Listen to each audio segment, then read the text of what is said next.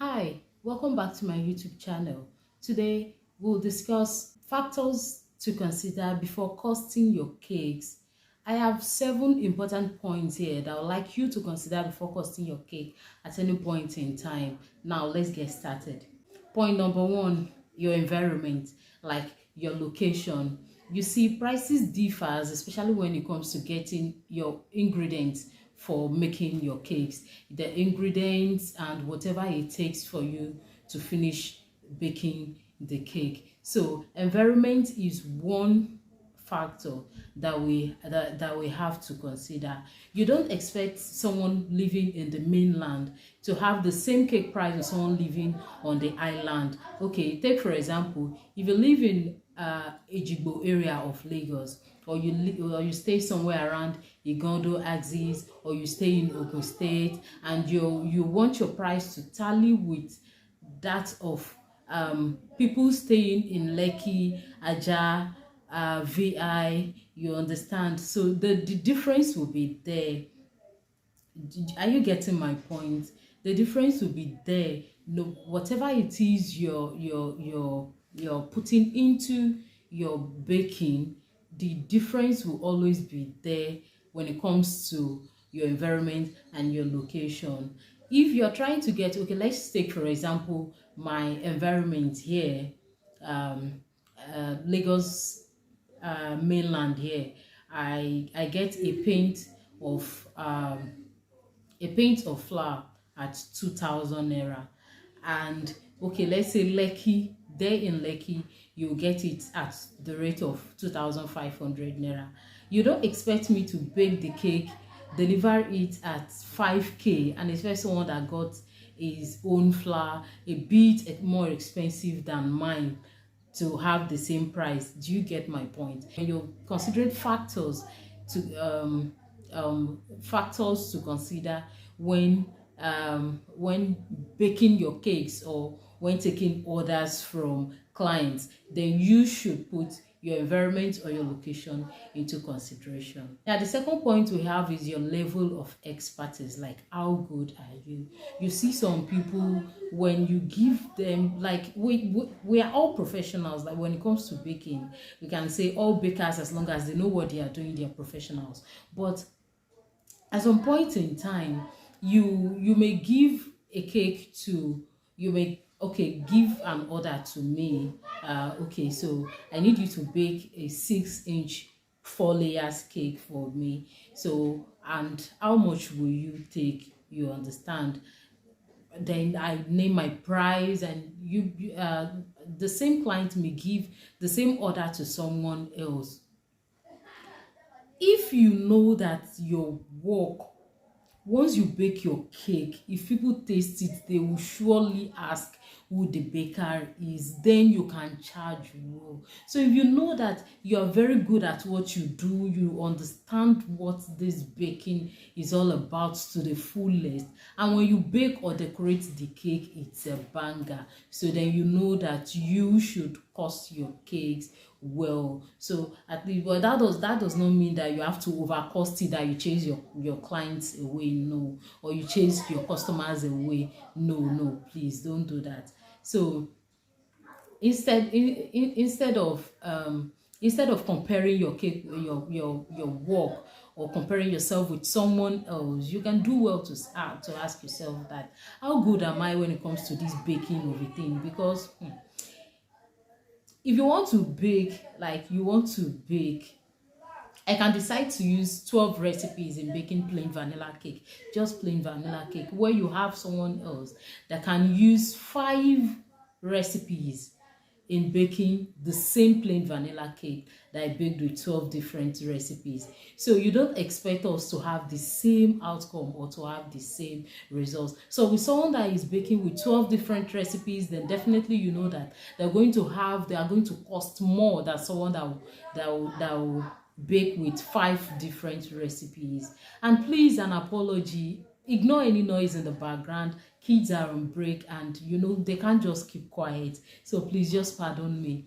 You don't expect someone that used 12 different recipes to bake a cake to charge the same with someone who used 5 or 6 different recipes to bake as. And that's why some of my clients will always trust me when I tell them that just go for this, you understand. Some will be like, I can actually get a 6-inch cake at 2,000 naira in the supermarkets. Just check there now. You get, they offer it everywhere in the mall. Well, they are both cakes, so but I know what I had in my cakes. I know what I'm doing.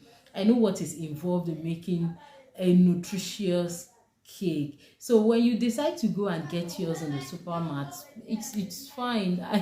I'm not against that, you understand. But I can tell you today that store-bought cakes, let's leave that topic for another day. All right. So another point we'll consider is speed. Like, how fast can I work and deliver? Okay, so think about it. Um, Especially in a part of the world here, people believe that as long as you're getting paid for what you do, so they can bring money and tell you to get things done in a very short period of time. You see someone coming with order of a wedding cake, it's not as if a baker disappointed them. They will just come with orders of a wedding cake, and they will be like, okay, I want a wedding cake, next week Saturday is my wedding, and they are just bringing the order for you on Tuesday, on Wednesday. Who does that? Okay, so in our part of the world here, people tend to do like that, and I think we now view it as something normal. So how fast can you work and deliver your stuffs? If you know that you're very good, that even when the cake order comes 5 hours or 12 hours or 24 hours before the delivery time, you know you are going to meet up. And bakers that are actually, the bakers that are always like these are always bakers that have everything stocked in their bakery.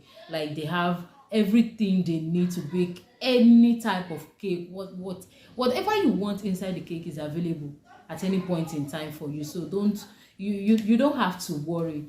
So unlike some bakers that it is after you get to the shop, you tell them what you want, that they go to the market, they start hunting for stuff, they start hunting for flour, eggs, you understand. And sometimes some may not even get what they expected to get at a certain price, and they have to hunt and walk every corners of the market. You see, this baking of a thing is not an easy job. So it's actually not for the faint-hearted. So if you know you're not up to the task, just sit and get something else doing. There are other jobs you can do. No, I'm not trying it. Baking is actually fun, but it can be very stressful sometimes. Just honest truth, just the honest truth from me. And the next point we'll be considering is designs and decorations. You don't expect to cost a cake that will be heavily decorated. You don't expect to have the same price for a cake that will be heavily decorated and a cake that will not be heavily decorated.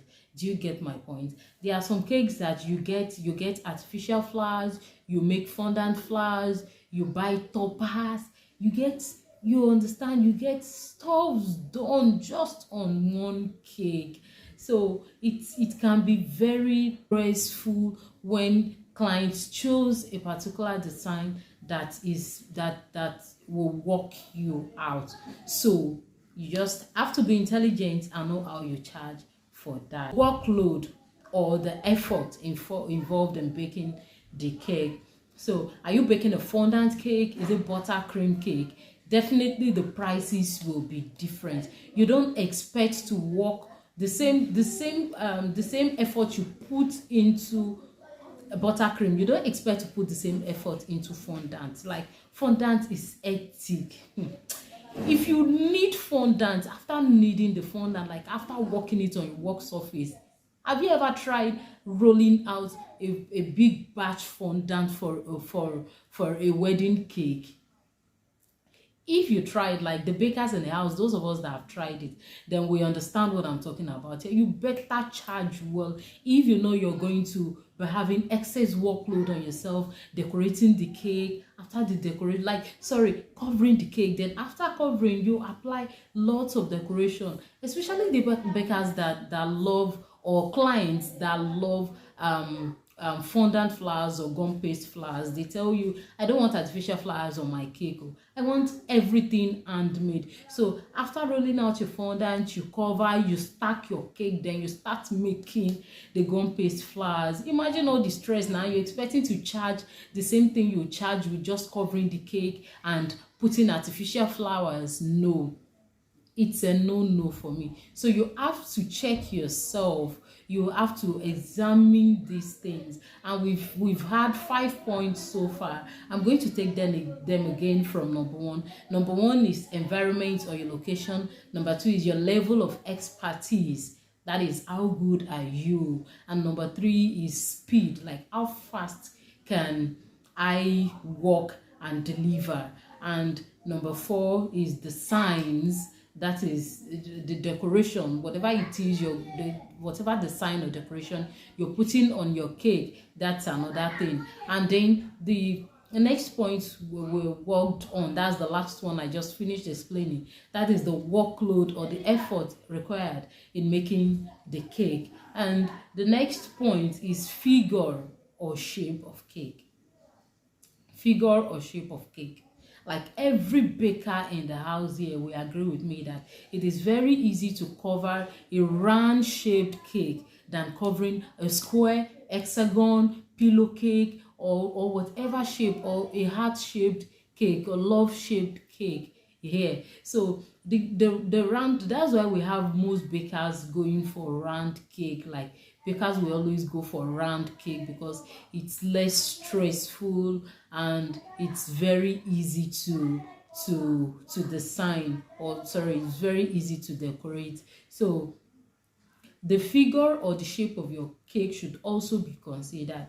If you're baking a round cake, you know that you don't use more effort, or you don't waste more time on a round cake compared to the time you spend on decorating a square shape. And have you ever been told to, just a quick one, have you ever been told that you will have to use more fondant when decorating a square shape or a rectangular shape than you use when decorating a round cake?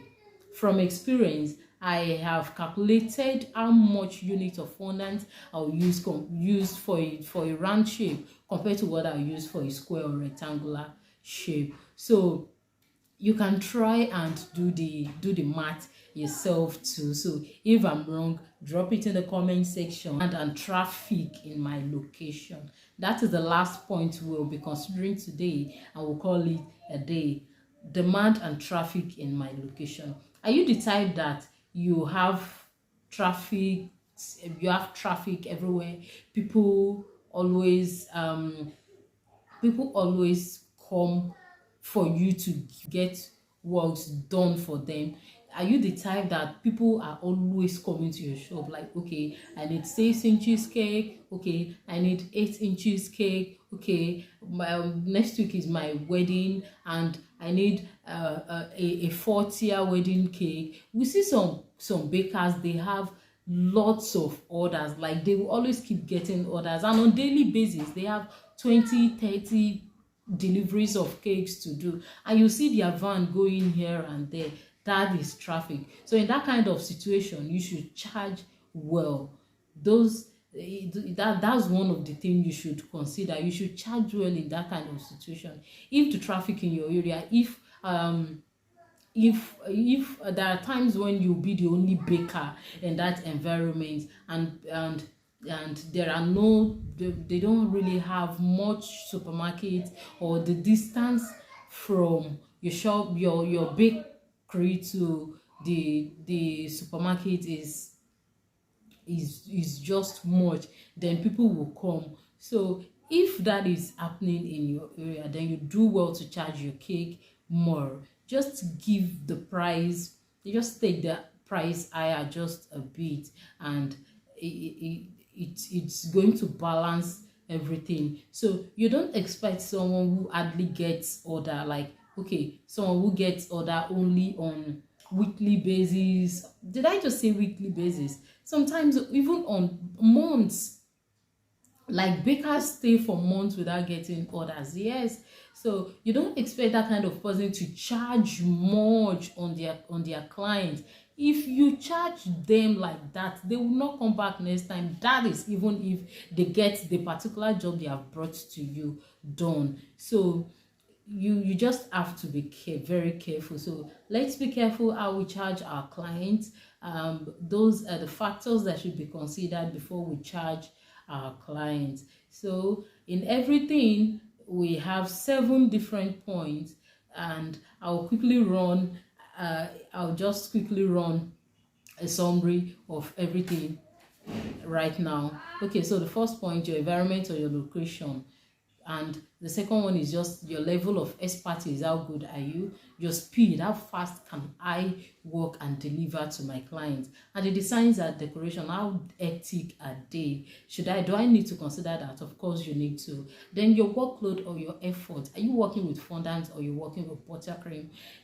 Is which one of them is easier? The difficult one, you should charge more for it, which is definitely fondant. And the figure or the shape of your cake too matters a lot. And last but not the least, that's the demand and traffic in your location. So if you have more demand and traffic in your location, you do well to give your cake higher prices. If there are other things you think I should have added, or if there are other necessary points that I should have added to this video but I did not, feel free. My comment section is always open. Please drop your comments there. And please don't forget to like, subscribe, share, and comment in the comment section below if there are points you think I should have added. Well, I did not. Please pardon me and forgive me. This video is in 2 parts. The first part is what we just finished analyzing, that what are the factors to consider before costing your cake. Now the second part of the video is how to cost your cake correctly. So that's the next video I'll be dropping on my channel. Please like and subscribe to my YouTube channel, and don't forget to click on that notification bell so that when I drop the new video or the part 2 of this one, you will get notified on time. Thank you very much and have a nice day. Bye.